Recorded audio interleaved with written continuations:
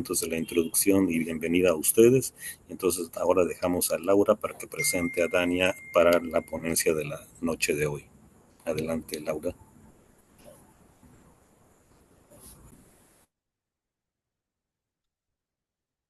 Creo que está cerrado el Ya, micrófono, Laura. sí, ¿ya me escuchan? Sí, ahora se escucha Bueno, muy bien. Sí, ya. tengo el gusto de presentar a la doctora Dania Lizeth Quintanilla Flores, ya bien conocida por todos. Ella es especialista en medicina interna y endocrinología por la Universidad Autónoma de Nuevo León, en el Hospital Universitario. Tiene alta especialidad en enfermedades del metabolismo mineral por la UNAM. Es profesora de endocrinología en el programa de formación de residentes de endocrinología del IMSS de la UMAE 25. Es expresidenta del capítulo noreste de la Sociedad Mexicana de Nutrición y Endocrinología. Es miembro del Sistema Nacional de Investigadores Nivel 1. Es fundadora y coordinadora administrativa del programa Boneco en español por la Sociedad Mexicana de Nutrición y Endocrinología.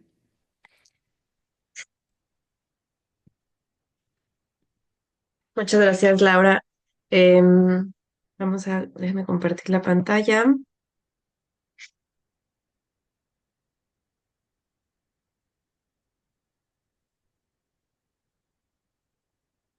Ahí ya está, ¿verdad? Yo no la veo. ¿No? Ah, caray. Ya, ya. Ahí está. Sí, tardó un poquito. Bueno, pues muchas gracias por la presentación. Ya mucha gente me conoce de quienes han estado con nosotros. Y bueno, para mí fue todo un honor el presentar esta plática para ustedes, que va a ser una pequeña revisión del tratamiento anabólico en osteoporosis, ahora que tenemos dos opciones bastante buenas, como es el romosozumab y el teriparatide. Y a veces nos puede generar un poco la confusión sobre si el nuevo medicamento, que es el romosozumab, viene a desplazar las indicaciones de teriparatide o pues podría haber algún tema de decisión en algunas situaciones que nos podríamos favorecer sobre uno sobre el otro. Entonces, la idea de esta plática es precisamente revisar de forma breve cada una de las características de estos fármacos y bueno, sacar nuestras propias conclusiones sobre en quiénes serían más adecuados indicarlos. Entonces vamos a empezar pues definiendo qué es la terapia anabólica. Y bueno, la terapia anabólica en osteoporosis se va a definir en aquellos tratamientos que nos van a ayudar a estimular directamente la formación de hueso nuevo. Esto, a diferencia de los antirresortivos, como por ejemplo un bifosfonato o denosumab, que su principal efecto va a ser frenar la pérdida ósea. Sabemos que denosumab puede tener cierto efecto anabólico, pero su principal efecto, como su nombre lo dice, es antirresortivo. Su principal mecanismo de acción va a ser a través de diferentes vías, mediante la actividad de los osteoblastos, incrementando la masa ósea, mejorando la microarquitectura y reduciendo el riesgo de fractura. Y van a estar indicados principalmente en casos de osteoporosis severa o de muy alto riesgo, ya que en estos pacientes, si los detectamos y no hay una causa secundaria que los genere, van a ser la principal línea de tratamiento. Y una vez que terminamos el tratamiento anabólico, vamos a continuar con un tratamiento antirresortivo. ¿Cuáles son nuestras opciones? Bueno, en México tenemos solamente el teriparatide, que es el Forteo, un análogo de PTH, y tenemos el Evenity, que es un inhibidor de esclerostina. Sin embargo, en otras partes del mundo también está el abaloparatide, que es conocido como el Tymlos, una de las marcas más comunes, está en Estados Unidos, y que en este caso es un análogo de PTH. Yo me voy a enfocar principalmente en el Forteo y en el Evenity, principalmente porque son los que tenemos en México para uso. ¿Cuál va a ser el mecanismo de acción? Y empezando por teriparatide, sabemos que es un análogo recombinante de la hormona paratiroidea de 34 aminoácidos, en este caso la molécula, que vamos a administrar de forma diaria 24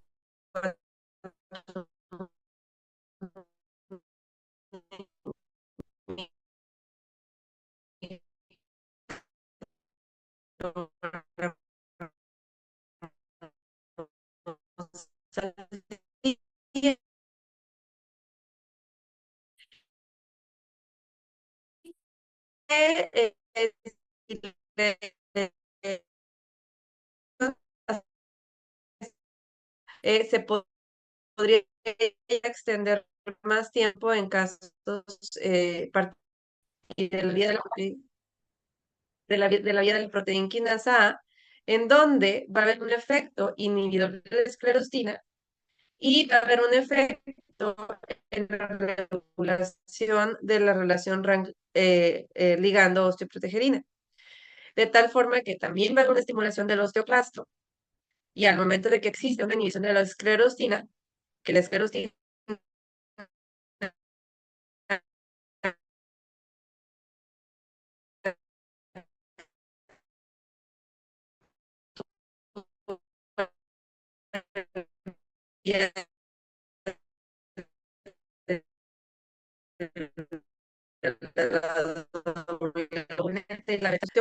en donde la activación del receptor de la hormona paratiroidea en el osteoblasto, también por vía de la proteína quinasa A, tiene un efecto directo sobre la beta-catenina.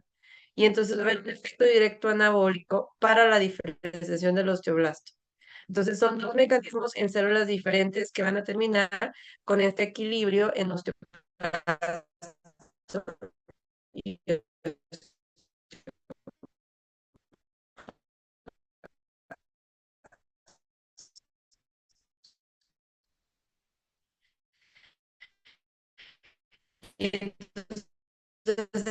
pacientes que tienen la producción de gas. Y por otro lado, una exposición intermitente nos va a favorecer la formación, o sea, a través de estos dos mecanismos que les comenté, de forma directa, mediante la señalización de la WNT, y de forma indirecta a través de la esclerosis directa, que es la regulación del ramo ligado. Entonces, es importante recordar esto. La teriparatide, a través de esto que les comenté, va a existir un incremento tanto de los marcadores de formación como resorción ósea, pero esto es muy interesante porque inicialmente va a ser a través del incremento de formación ósea. Y después de 3 a 4 meses se van a empezar a incrementar los marcadores de resorción. Entonces, este periodo de 3 a 6 meses se conoce como ventana terapéutica, que es lo que más va a favorecer el incremento de la formación ósea con el efecto terapéutico del teriparatide. Y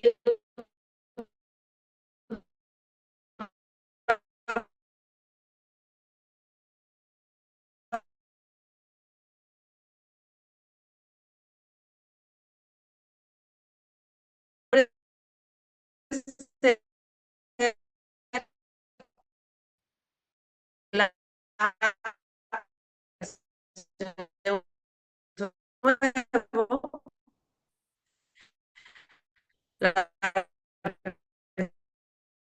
gastos.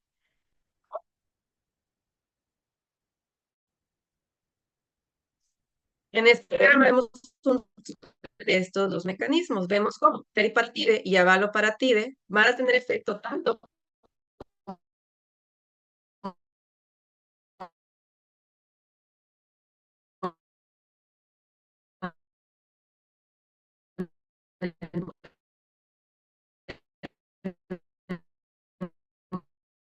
del lado óseo por la actividad de los osteoblastos, mientras que va a haber una inhibición de la actividad del remodelado o la actividad del osteoclástico, de los osteoclastos. Por eso se puede observar un mayor efecto en cuanto a densidad cuando se utiliza el romosozumab.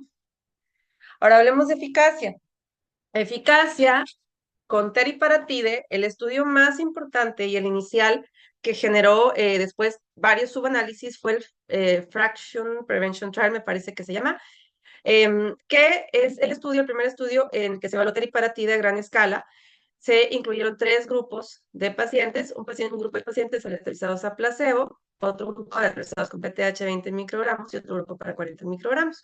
Y dentro de los desenlaces principales fue principalmente el riesgo de fracturas vertebrales, no vertebrales y fracturas de cadera. Fracturas que nos menciona aquí. Vemos como comparado con placebo, tanto 20 como 40 microgramos de teriparatide van a generar una reducción significativa de fracturas vertebrales nuevas con este riesgo relativo, una reducción de fracturas no vertebrales y un incremento de densidad mineralosa que puede ser hasta un 9% en columna con 20 microgramos y 30% con 40, cuello femoral a razón de 3 a 6% y cadera de 2 a 4%. De aquí surgen varios subanálisis y lo vamos a ver acá. El primer estudio fue el Fraction Prevention Trial 2001. En el 2005 surgió este estudio que es un análisis de subgrupos del estudio original, en donde se confirma que existe un beneficio en la reducción independientemente de la severidad. Incluso también en enfermedad avanzada se comprueba el beneficio. En 2012 está este análisis donde se enfocó principalmente el efecto en fracturas no vertebrales y ellos confirmaron que teriparatide va a reducir el riesgo de fracturas no vertebrales. Sin embargo, en fractura de cadera el beneficio no es claro. Y finalmente, en 2018 está este metaanálisis que incluyó los estudios principales que surgieron a la fecha con teriparatide, un estudio de evidencia de mundo real, en donde de igual forma se demostró el beneficio en reducción de fracturas de columna, de fracturas no vertebrales y una tendencia a una menor incidencia de fracturas de cadera, sin embargo, sin alcanzar una significancia estadística.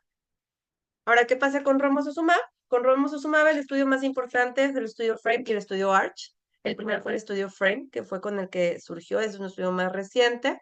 Vemos que es un estudio con una gran cantidad de pacientes más que en los estudios con teriparatide. Y más adelante hay otros estudios importantes como el Structure y otros que han venido a generarse metaanálisis. Y vamos a revisar los dos principales. El estudio FRAME fue un estudio publicado en 2016 que incluyó 7,000 mujeres posmenopáusicas con osteoporosis en columna cadera y que no tenían antecedente de fracturas previas. Y se autorizaron a recibir romosozumab o placebo durante 12 meses.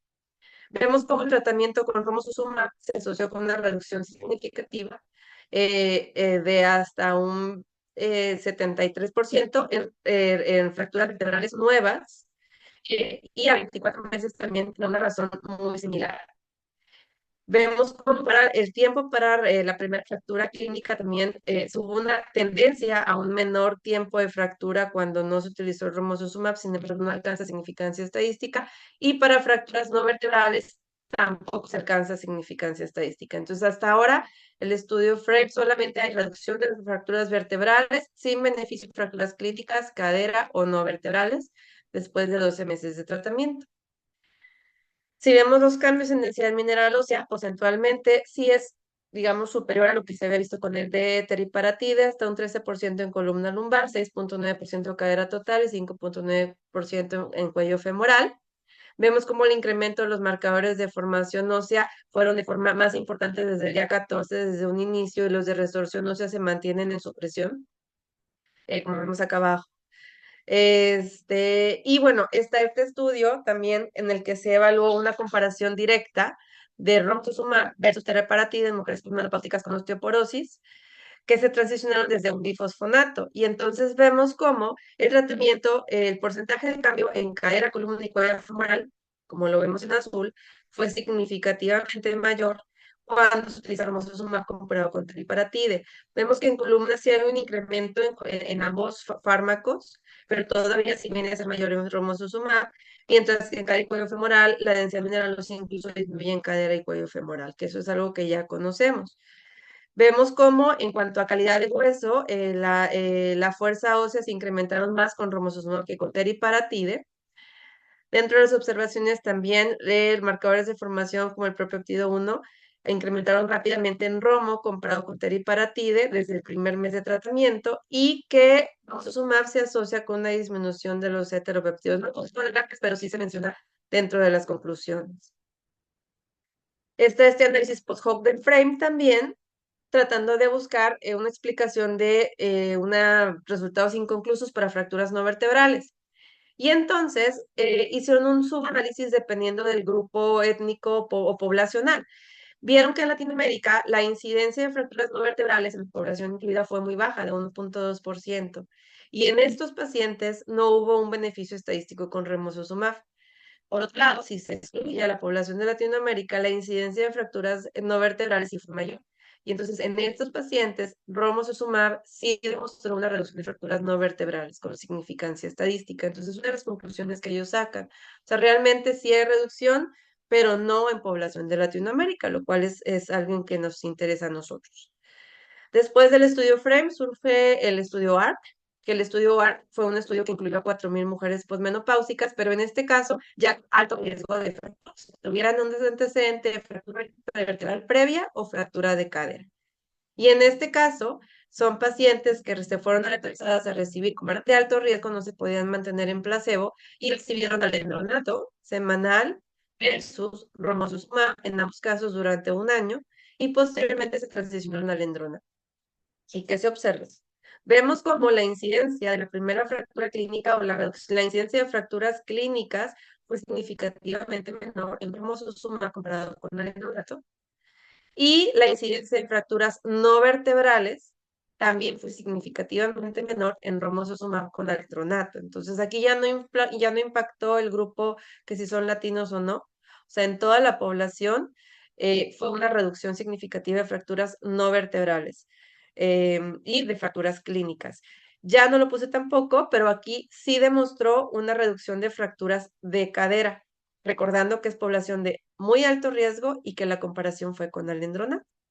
Entonces, en forma resumida de eficacia, tenemos una comparación de los 3 estudios, el Fraction Prevention Trial de teriparatide en 2001 y los 2 estudios pivote o principales de Romo, que es el Fremiel. Y vemos como en diseño, si tiene una población significativamente mayor, los estudios de Romo Sosumab, vemos la frecuencia de administración y las dosis evaluadas. Vemos como para fracturas vertebrales hay una reducción significativa en los 3 estudios, de eso no hay duda. Para fracturas no vertebrales, vemos como teriparatide sí es significativa, aunque menor potencia. En el estudio FRAME lo vimos que era significativo si se excluía población latina. Y en el estudio ARC sí hubo significancia. Y para fracturas de cadera, teriparatide no hay significancia. En el estudio FRAME no hay significancia. Y en el ARC sí hay, con alendrona. Vemos los porcentajes de cambio en columna, que son bastante similares, y los porcentajes de cambio en cadera también que son un poco mayores en romosozumab. Bueno, no sé si estoy. Entonces, en eficacia vamos ahí como perfilando un poco a los pacientes. En cuanto a efectos adversos, no me voy a profundizar mucho, algunos de ustedes ya los han de conocer, qué es lo que tenemos que preocuparnos.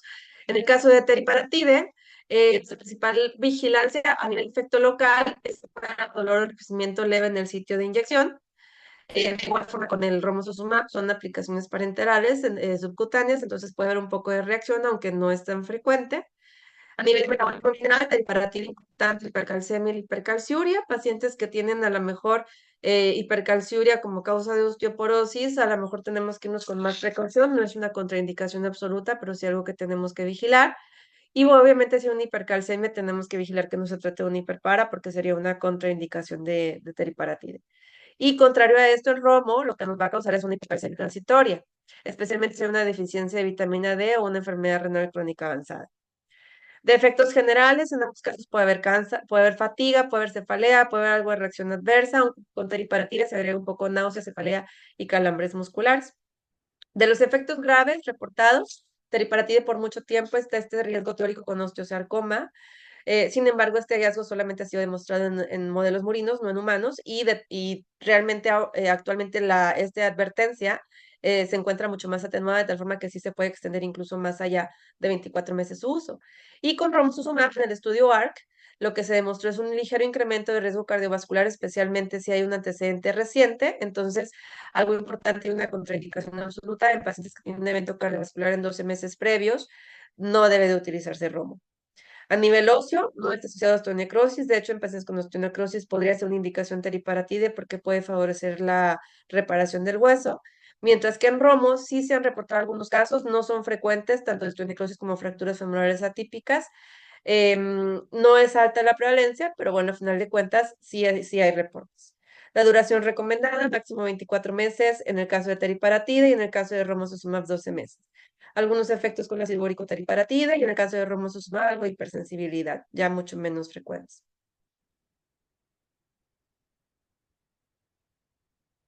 ¿Cuáles van a ser las indicaciones de cada uno de ellos? En el caso de forma global, tratamiento anabólico, sabemos que va a ser en alto riesgo de fractura de osteoporo por osteoporosis, cuando tengan un T-score por debajo de menos 2.5 con fracturas vertebrales por compresión, cuando hay fracturas vertebrales múltiples, cuando hay otras fracturas con densidad mineral ósea en rango de osteoporosis. Si hay alguna fractura vertebral severa, por ejemplo, cuando hay una pérdida de más de un 40%, una densidad mineral ósea muy baja. O también puede llegar a considerarse cuando hay un tratamiento subóptimo, una respuesta subóptima a otros tratamientos antirresortivos, por ejemplo, la presencia de alguna fractura sobre un tratamiento, una pérdida activa de hueso sobre tratamiento antirresortivo o la persistencia de osteoporosis o progresión de osteoporosis a pesar de tratamiento. En cuanto a las indicaciones particulares de cada uno de ellos, el teriparatide tiene su aprobación desde el 2002 con el estudio que les mencioné, y su aprobación en mujeres posmenopáusicas, en hombres con alto riesgo de fractura y también en osteoporosis inducida por esteroides. Con esta definición, una fractura previa por fragilidad, una falla en intolerancia a tratamientos, un test por debajo de -3.0. En el caso de su aprobación en 2019, solamente aprobada en mujeres posmenopáusicas con alto riesgo de fractura, y su definición viene más del estudio ARC, que fue por fractura por fragilidad reciente o riesgo muy alto de fractura con fracturas múltiples o T-score muy bajo.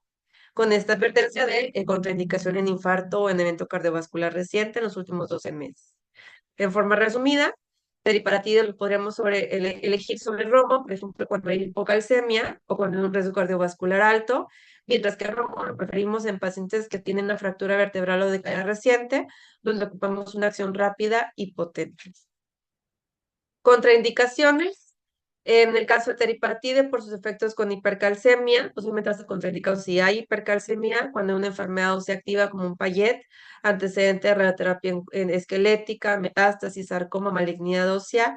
Si encontramos fosfatasa alcalina elevada, aunque no tengamos una explicación, obviamente contraindicado en embarazo y lactancia.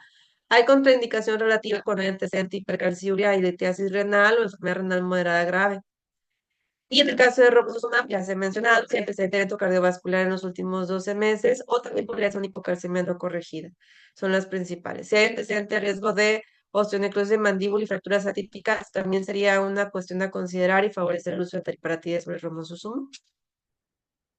¿Qué hay evidencia en cuanto a terapia combinada? Voy a ir un poquito más rápido porque por cuestiones de tiempo, pero teriparatide tiene muchos estudios, obviamente es un fármaco que tiene ya mucho tiempo en uso, entonces tienes algunos estudios de combinación, por ejemplo, está el que evalúa la combinación con tratamiento hormonal, su principal objetivo es ver si existe un efecto aditivo o bien si hubiera alguna contraindicación para usarlo de forma combinada. ¿Qué observamos dentro de las conclusiones? Que vemos que la combinación de PTH con estrógenos existe una mayor reducción de la incidencia de fracturas vertebrales y no vertebrales y probablemente un incremento en la densidad mineral ósea cuando se utilice de forma combinada. No es una indicación que esté aprobada en ninguna guías, solamente lo menciono como observación que podría generar un mayor incremento, por ejemplo, en alguien que tenemos con osteoporosis severa y tal vez en un periodo de la perimenopausia y que está con tratamiento hormonal, saber que se podrían llegar a combinar, que no van a bloquear los efectos de tratamiento hormonal, importante no bloquear el efecto anabólico, y va a facilitar el mantenimiento de la densidad mineral ósea. Y pasa algo parecido con raloxifeno. En el caso de raloxifeno, podría existir un ligero incremento superior de la densidad mineral ósea en todos los sitios, sin embargo no alcanza significancia estadística, y algo importante saber de reloxifeno más que nada es que tampoco va a atenuar los efectos del teriparatide. Si llegáramos a utilizar la combinación, se puede usar, que sea de más beneficio, realmente no hay mucha evidencia.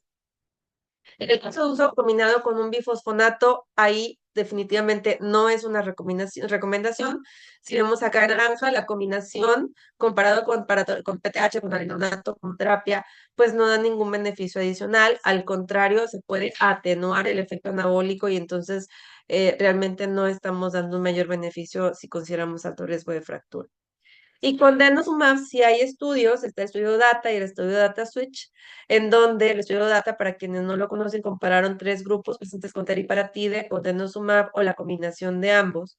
Y la combinación pareciera ser que genera un mayor incremento de la densidad mineral ósea de columna, cadera y cuello femoral. Es superior en cuanto a la densidad. No fueron evaluados de células en fracturas, más que nada fue en densidad ósea. Entonces su peso en cuanto a indicación todavía no es tan fuerte, pero podría ser también en pacientes que consideremos de muy alto riesgo y que quisiéramos ver un beneficio aditivo. Sin embargo, pues obviamente considerar el costo, ¿verdad? En terapia secuencial, ¿qué podemos dar primero? ¿Qué no podemos dar primero? Vemos el efecto de teriparatide después de usar alendronato o raloxifeno. Y es la comparación en marcadores de recambio óseo y los cambios en la densidad mineral. ¿Qué se concluye de este estudio? El teriparatide va a estimular los marcadores de recambio óseo en ambos grupos, como lo vimos acá, en esta parte, ¿no? Pero el incremento de densidad mineral ósea en pacientes que fueron tratados con raloxifeno va a ser similar a los que eran vírgenes a tratamiento. Se hace reloxifeno, no nos va a atenuar tampoco la terapia secuencial. Y por otro lado, el alendronato sí nos va a limitar el incremento de la densidad mineral ósea. Por lo tanto, este estudio nos dice que si un paciente tenemos con alendronato y después damos teriparatide, probablemente el efecto anabólico va a estar atenuado. En pacientes que tenemos teriparatide y después cambiamos a bifosfonato, decidir si damos un bifosfonato o denosumab, este estudio nos menciona, nos demuestra que la transición de teriparatide a denosumab se va a asociar a un mayor incremento de la densidad mineral ósea, como lo vemos en todos los sitios. Y si bien el cambio de un bifosfonato también nos va a incrementar la densidad ósea en todos los sitios, el efecto va a ser significativamente menos. Entonces, la transición a un denosumab después de teriparatide es mucho mejor a un bifosfonato. Y lo vemos también con una mayor supresión de los marcadores de recambio óseo. Ahora, la transición de romosozumab, ¿qué es lo que pasa? Vemos este estudio, en verde está romosozumab, en azul la transición a denosumab. Y en este estudio, que también es muy conocido, vemos cómo la transición de denosumab nos va a continuar el efecto anabólico que ya teníamos como ganando con el romosozumab. Entonces, esta transición a denosumab es una opción bastante buena también en pacientes que están con tratamiento, tanto ya mencioné teriparatide como aquellos que están con demo. Está este estudio que evaluaron pacientes que estaban con romo y que fueron transicionados a denosumab y que después continuaron con denosumab, y pacientes que estaban con denosumab y que continuaron con denosumab. Y entonces en este estudio se demostró que la transición de romo y después denosumab se asocia a un mayor incremento de la densidad mineral ósea comparado con pacientes que solamente se mantuvieron con denosumab. Entonces, en un paciente con alto riesgo de fractura, si yo creo que tenemos mayor beneficio y probabilidad de incrementar su T-score, le podemos hacer esa transición de primero romo, después de denosumab, y nos va a dar una mayor reducción de la incidencia, principalmente en fracturas vertebrales clínicas nuevas, no tanto para fracturas clínicas vertebrales y fracturas de cadera. Su principal beneficio es esa transición, o las diferencias son en vertebrales clínicas. Está este estudio también muy interesante, en donde empezamos a esclarecer un poco qué posibilidades tendríamos de transición después de denosumab. Esto es al revés. En pacientes que estaban con denosumab, ¿qué pasa si yo continúo con denosumab o le cambio a romosozumab? Esta es como la idea de este estudio. ¿Y qué se vio? Sabemos que este contexto es importante porque la suspensión de denosumab sabemos que genera una disminución rápida de la densidad mineral ósea con un incremento acelerado de los marcadores de recambio óseo. Tenemos una transición a bifosfonatos como primera indicación para tratar de conservar los efectos del denosumab, pero todavía no se logra que se estabilicen estos efectos. Entonces, el estudio que fue publicado este año es interesante porque la transición de denosumab romosozumab sí se asocia a un incremento de la densidad ósea. A lo mejor no va a ser tan importante como en pacientes vírgenes a tratamiento y que inician romosozumab, pero algo que a mí me llama la atención es que la transición a romo, al menos no estamos perdiendo densidad ósea, cosa que sí pasa con el bifosfonato. Y ya lo empiezan a demostrar estos estudios. Hay beneficios en la densidad mineral ósea, en columna, en cadera, y también un incremento significativo del trabecular bone score cuando se hace esta transición, por lo que el cambio de denosumab a remosozumab en pacientes que consideramos suspender denosumab podría ser de beneficio. Este estudio también, en donde se evaluó un poco diferente la transición. ¿Qué saben pacientes que yo tengo con teriparatide y que después les quiero dar romosozumab porque considero que continúan con alto riesgo de fractura y romosozumab parece ser superior? Entonces, este estudio evaluó esta transición. Y vemos en negro pacientes que estaban vírgenes a tratamiento, y vemos en la línea punteada pacientes que estaban con teriparatide y que del punto cero fueron cambiados a romosozumab. Y si bien romosozumab sí se va a asociar a un mayor incremento en la densidad ósea en todos los sitios, quienes tuvieron teriparatide antes, el efecto va a ser atenuado. Entonces, esta transición de pensar de primero le doy teri para darle después romo para alcanzar un mayor beneficio, pues no creo que sea la mejor opción, al menos este estudio no lo demuestra, porque va a estar atenuado, y lo ideal es que si se puede planear de un inicio romo en un paciente que lo tiene indicado, pues sería mejor iniciar solo con romo. Y bueno, fueron algunos de los estudios más importantes que consideré presentar. Aquí en esta tabla podemos ver un poco las conclusiones de todo lo que se presentó en cada uno de los sitios. Vemos los estudios pivote, que fue el del New England del 2001 para TERI, y los estudios FREM y ARC con sus respectivos resultados. Es un resumen de los cambios en la densidad mineral ósea, que son bastante similares en ambos fármacos. La indicación todavía teriparatide hasta hoy tiene mayor indicación, ya que se puede indicar en mujeres, en hombres y en osteoporosis por esteroides, son las aprobaciones que tienen, mientras que Romo tiene errores solamente en mujeres. Las contraindicaciones es importante conocerlas, el riesgo cardiovascular en Romo y el riesgo de hipercalcemia con teriparatide. La duración de tratamiento recomendada, 24 meses con teriparatide, 12 meses con romosozumab. Y en ambos casos, sí o sí, lo ideal es continuar con un antirresortivo y ya demostramos que la terapia secuencial adenosumab en ambos fármacos va a ser superior. Como mensaje clave, yo recomendaría más teriparatide o sigue siendo de utilidad en ciertos pacientes. Todavía hay una opción amplia, como mencioné, en hombres, en osteoporosis por esteroides. Hay una reducción de fracturas vertebrales, no vertebrales, con un perfil de seguridad bastante bueno, mientras que Romo es mucho más potente, es mucho más rápido, tiene efecto probado en cadera, al menos comparado con alendronato como lo vimos en el estudio ARC. Sin embargo, va a estar limitado por el perfil de riesgo cardiovascular. Y bueno, el riesgo potencial también de osteonecrosis de mandíbula. Y bueno, pues sería todo. Quedo a la orden para preguntas.